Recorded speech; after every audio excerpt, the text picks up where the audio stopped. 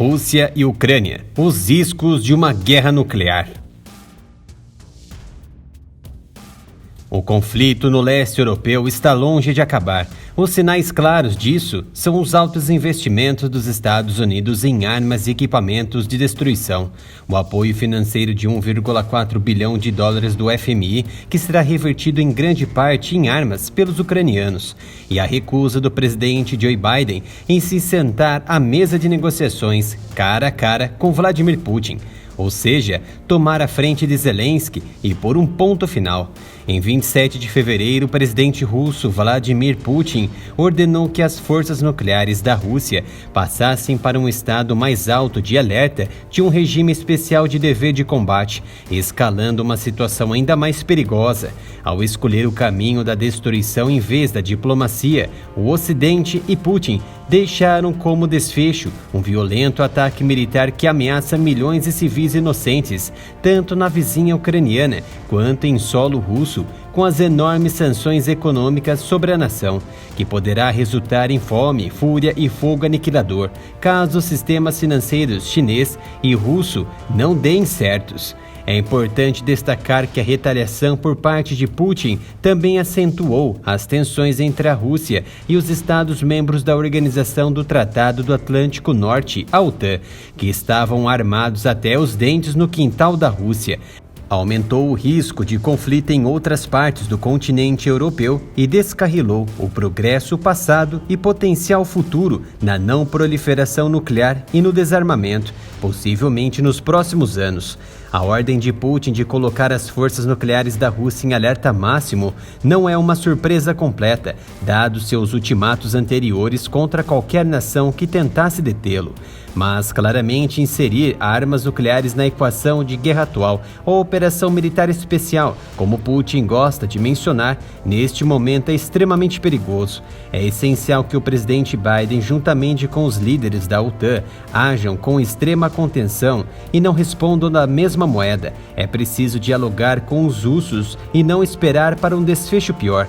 Este é um momento muito perigoso nesta crise e todos os líderes, particularmente Putin, precisam se afastar da beira nuclear.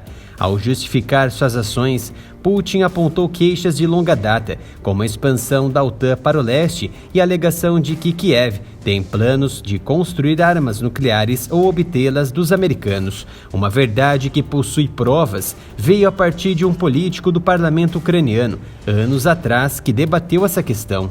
Além do fato da nação trabalhar fortemente para se aderir à OTAN, ato elevado no governo de Zelensky. Tragicamente, Putin também ignorou opções diplomáticas que poderiam ter abordado muitas das preocupações de segurança declaradas da Rússia na Europa, mas também não foi ouvido por longos meses de conversas com a OTAN, que foi sem resolução. Em dezembro do ano passado, Moscou transmitiu a cada um dos Estados Unidos e da OTAN uma proposta sobre garantias de segurança, como a proibição de permitir a entrada da vizinha na OTAN e a retirada imediata das armas apontadas para a Rússia. No entanto, a proposta russa, bem como as contrapropostas dos Estados Unidos e da OTAN, destacaram áreas potenciais para negociações para resolver preocupações de segurança mútuas. No entanto, com a invasão, a OTAN fechou definitivamente as portas do diálogo e tornou impossível qualquer progresso no controle de armas e redução de risco, pelo menos por enquanto. O novo Tratado de Redução de Armas Estratégicas de 2010, o New START, que é o único tratado remanescente que limita os arsenais nucleares americanos e russos, expira em 4 anos, o que é um curto período de tempo para negociar e garantir o apoio interno necessário para um acordo de substituição. Quem diria, os americanos acreditavam que o mundo estaria mais seguro com um presidente democrata de esquerda e tanto batalharam para tirar do governo o presidente Trump durante seus 4 anos de mandato.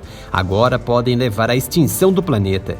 Embora a administração de Putin sofra isolamento internacional, os líderes americanos e da Rússia devem eventualmente tentar retomar as negociações por meio de um diálogo estratégico de segurança paralisado para neutralizar tensões mais amplas, OTAN e Rússia, e manter medidas de controle de armas de bom senso para evitar a corrida armamentista.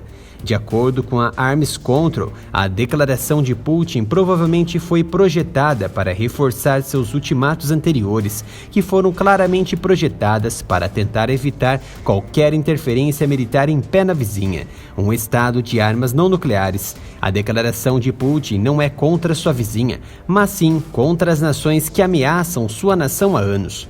Para conter qualquer conflito de grandes proporções, Putin traçou estratégias de manter a Ucrânia em conflito com as regiões das repúblicas ao leste por anos, na sabida inteligência sobre a cláusula de adesão à OTAN, que aceita somente nações que se encontrem em paz e não em guerra. Não está claro, neste momento, quais as mudanças na prontidão operacional russa que Putin colocou em movimento. O ministro da Defesa russo, Sergei Shoigu, teria dito a Putin, em 28 de fevereiro, que todos os postos de comando nuclear foram reforçados com pessoal adicional. Pavel Podvig, diretor do projeto de forças nucleares russas, tuitou em 27 de fevereiro que não tem certeza de que estamos lidando com um nível de prontidão elevado, acrescentando que, em sua opinião, é diferente. Em vez disso, ele propôs que a ordem de Putin provavelmente significa que o sistema de comando e controle nuclear recebeu o que é conhecido como comando preliminar. Esse tipo de comando, descrito por Podvig, coloca os sistemas nucleares em condições de funcionamento, mas não é algo que sugira que a Rússia esteja se preparando para atacar primeiro. O canal Área Militar já elaborou um vídeo sobre o sistema de retaliação nuclear da Rússia e sua alta capacidade de destruição em massa. Muitos consideram o sistema perímetro ou mão morta como um instrumento retaliatório, ou seja, após a Rússia ser atacada. E neste momento, apesar de não haver qualquer ataque bélico, mas sim econômico, não se sabe qual a configuração exata que Putin solicitou ao comando nuclear. As declarações de Putin de usar armas nucleares também ressaltam que as armas nucleares não podem impedir os estados com armas nucleares de lançarem grandes guerras e que aumentam o risco de um conflito armado entre estados com armas nucleares e alianças com armas nucleares.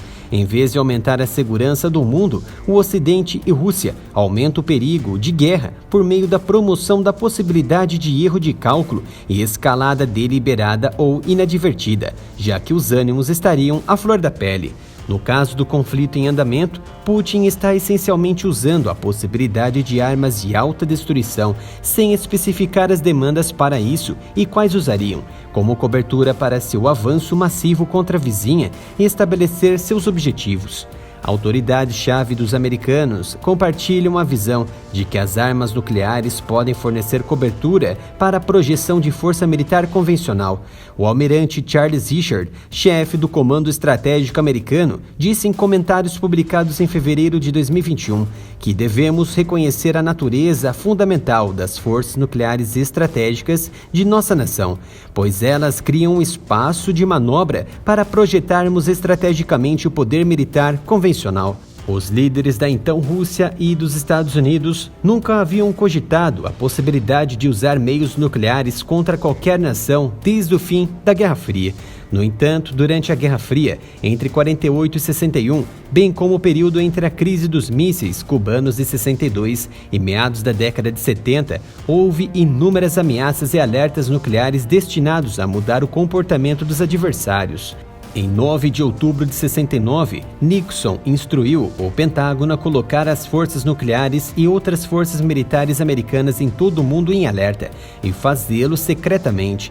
Durante 18 dias, em outubro daquele ano, o Pentágono realizou uma das maiores e mais extensas operações militares secretas da história americana.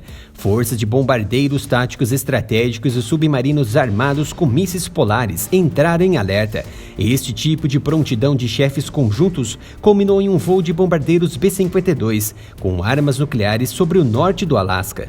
Como observado na história, não é a Rússia que possui ou possuiu armas nucleares em todo o mundo. Foram e são os americanos o tempo todo. Inclusive ceifaram mais de 200 mil japoneses instantaneamente, reduzindo-os em pó em questão de milésimos de segundos durante as bombas atômicas da Segunda Guerra. E na Europa, centenas de bombas nucleares americanas ainda estão ao lado e apontadas contra a nação Rússia. De fato, as ameaças de ataque nuclear não explícito são constantes e há décadas pelos americanos, mas os russos optaram por deixar seu ultimato do uso nuclear implícito, porém dentro de seu território e não de aliados. A retórica segue a todo vapor neste momento. Ambos os lados forçam o conflito e a dominação, e o resultado poderá ser catastrófico, e a humanidade será o último experimento. Agora o canal possui Pix para diminuir as dificuldades que estamos enfrentando com as restrições e monetização do YouTube. Doe qualquer valor para a chave Pix, canalaramilitarov@gmail.com.